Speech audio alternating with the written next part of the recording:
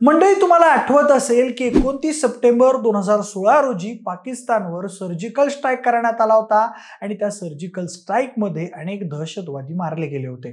अतिशय अवघड परिस्थितीत तो सर्जिकल स्ट्राईक करण्यात आला होता आणि त्यामुळे त्या सर्जिकल स्ट्राईक करणाऱ्या जवानांवर अख्ख्या देशातून कौतुकाचा वर्षाव झाला होता। ज्या भागात दिवसासरळ चालता येत नाही त्या भागात अमावस्येच्या काळ्या कुट्ट रात्री एकही जवान जखमी न होता आपल्या पॅरा कमांडोजनी सर्जिकल स्ट्राईक पूर्णपणे यशस्वीरित्या पार पाडून दाखवला होता। त्या घटनेवर उरी द सर्जिकल स्ट्राईक हा चित्रपटही बनवला गेला। तो चित्रपटही प्रचंड चालला। लोकांनी त्या चित्रपटातून आपल्या पॅरा कमांडोंनी किती अपार कष्ट झेलून स्ट्राईक यशस्वी केला हे बघितलं आणि लोकांचा पॅरा कमांडोंबद्दल आदर अजूनच वाढला। पण मंडळी, सिनेमात दाखवली त्यापेक्षा भयानक लाईफ असते कोणत्याही पॅरा कमांडोची, आणि त्याहून मोठी गोष्ट म्हणजे पॅरा कमांडो बनणं। जगातील सर्वात कठीण निवड प्रक्रियेत भाग घेऊन ती निवड प्रक्रिया पार करायची, सिलेक्शन झाल्यावर रडायला लावणारं ट्रेनिंग पूर्ण करायचं, म्हणजे 30 ते 35 हजार फूट इतक्या उंचीवरून उडी मारणे, प्रचंड वजन घेऊन पळणे, इथपासून प्रशिक्षणाच्या शेवटच्या टप्प्यात हातातील काचेचा ग्लास दाताने तोडून तो चावून गिळणं, असं रक्त गोठवणारं प्रशिक्षण त्यांना दिलं जातं। भीती हा शब्द त्यांच्या डिक्शनरीतून काढला जातो। आजही ते प्रशिक्षण आर्मीचे 80% जवान पूर्ण करू शकले नाहीत, ते मध्येच स्किप करतात असं म्हटलं जातं।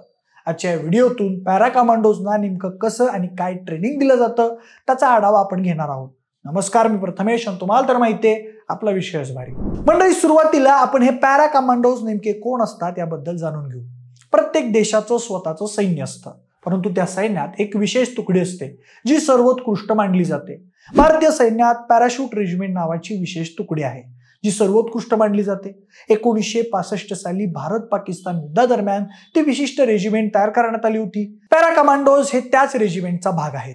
पॅरा कमांडोज हे भारतीय लष्कराचं असं विशेष सैन्य पथक आहे जे कोणतंही अशक्य काम सहजपणे करू शकतात। म्हणजे काही स्पेशल ऑपरेशन्स, दहशतवाद विरोधी कारवाया, अपारंपरिक हल्ले, परदेशातून अंतर्गत सुरक्षा आणि बंडखोरी चिरडण्यासाठी आर्मी या पॅरा कमांडोजना तैनात करते। भारतीय लष्कराला जेव्हा कधी अवघड आणि मोठी कारवाई करावी लागते तेव्हा सुद्धा त्यांनाच बोलावलं जातं। पॅरा कमांडोच्या टेररमुळे बॉर्डर जवळचे सगळे देश आपल्याला टरकून असतात। दरम्यान हे असं पॅरा कमांडो बनण्यासाठी निवड प्रक्रिया कशी असते त्याची आता आपण माहिती घेऊ। तर पॅरा कमांडो बनण्यासाठीची निवड प्रक्रिया ही जगातील सर्वात अवघड निवड प्रक्रिया असते। काही रिपोर्ट्सनुसार उमेदवारांना कमी झोप, अपमान, थकवा, शारीरिक आणि मानसिक छळ यांचा सामना करावा लागतो। पॅरा कमांडोच्या बटालियनमध्ये थेट भरती केली जात नाही। जर एखाद्याला पॅरा कमांडो बनायचं असेल तर त्याला आधी भारतीय सैन्यात भरती व्हावं लागतं। म्हणजे इंडियन आर्मीत भरती झाल्यानंतरच तुम्ही पॅरा कमांडोसाठी अर्ज करू शकता। त्यासोबतच तुम्हाला पॅरा कमांडोच्या तुकडीत सामील होण्यासाठी तुमच्या कमांडिंग ऑफिसरकडून शिफारस पत्र मिळवावं लागतं। सध्या भारतीय सैन्यात पॅरा कमांडोच्या एकूण 9 बटालियन आहेत।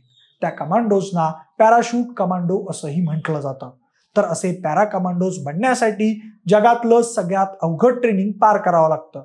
म्हणजे निवड चाचणीच्या सुरुवातीच्या टप्प्यात शारीरिक तंदुरुस्ती आणि योग्यता चाचणीचे 3 महिन्यांचं प्रोबेशनरी ट्रेनिंग असतं आणि ते इतकं भयानक असतं की 80% जास्त सैनिक त्यातूनच बाहेर पडतात। पुढे जे कमांडो सिलेक्ट होतात त्यांना अत्यंत कठीण ऍक्टिव्हिटी कराव्या लागतात।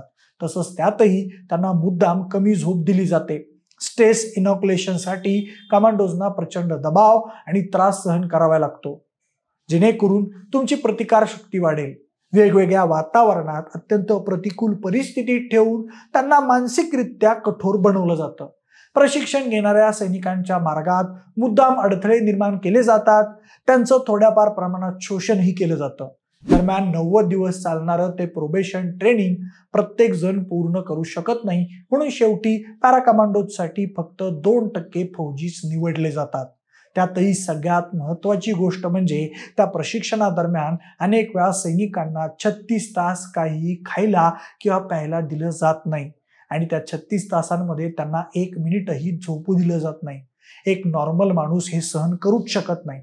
जेव्हा पॅरा कमांडोज त्यांचं 90 दिवसांचं कठोर ट्रेनिंग पूर्ण करतात तेव्हा त्यांना आता ते साधारण व्यक्ती राहिले नाहीत हे कळावं म्हणून रमचा पेग भरवला जातो आणि पुढं तो पेग पिऊन पेला दातानं चावून त्याचा एक काचेचा तुकडा गिळायचा असतो, अशी ऐक्यू गोष्ट आहे.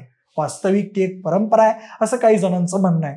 मंडळी, पहिल्या 3 महिन्यांच्या प्रोबेशन नंतर पॅरा कमांडोज मध्ये पुढे आणखी 6 महिन्यांची कठोर निवडीची प्रक्रिया असते, ज्याचा उत्तीर्ण दर सरासरी 10% किंवा त्यापेक्षा कमी असतो. कमांडोजना एका सेकंदाच्या आत ऍक्शन किंवा रिएक्शन कशी घेतली पाहिजे, stress firing, reflex shooting, quarter battle, tactical driving, खोली आणि इमारतीत गुपचूप घुसणे, गुप्तचर माहिती गोळा करणे, 30 ते 35,000 फूट इतक्या उंचीवरून उडी मारणे, प्रचंड वजन घेऊन पळणे, गस्त घालणे, बंडखोरी, प्रतिदहशतवाद, गनिमी युद्ध, छापे आणि तोडफोड, नेमबाजी, ऍडव्हान्स वेपन कोर्स आणि handling, sniping, demolition training, survival skills, भाषिक प्रशिक्षण, logistic training, trade craft training यासोबतच ट्रेनिंगचे अधिक प्रकार शिकवले जातात. ते सर्व प्रशिक्षण इतकं अवघड असतं की त्यात पास होण्याची शक्यता 10% कमी असते. त्याचबरोबर तुम्हाला वाळवंटात, जंगलात किंवा कोणत्याही अडचणीच्या ठिकाणी आजूबाजूला जे काही असेल त्याचा कसा वापर करून कसा आपला जीव वाचवायचा, एकट्यानं जगण्याचा प्रयत्न कसा करायचा हे देखील शिकवलं जातं. म्हणजे कुठल्या ऑपरेशन दरम्यान जर तशी कधी परिस्थिती ओढावली तर तिथं जे काही खायला उपलब्ध आहे म्हणजे वनस्पती किंवा छोटे प्राणी ते खाऊन जगायचं. कधी चुकून शत्रूच्या तावडीत सापडलात, जीव कसा वाचवायचा, कसं त्यांचं टॉर्चर सहन करायचं, आपल्या साथीदारांना विशिष्ट इशारे कसे द्यायचे, हेलिकॉप्टर किंवा विमानातून कुठेही कसं उतरायचं, समुद्रातून गुपचूप कसं डायव्हिंग करत जायचं हे सुद्धा शिकवलं जातं.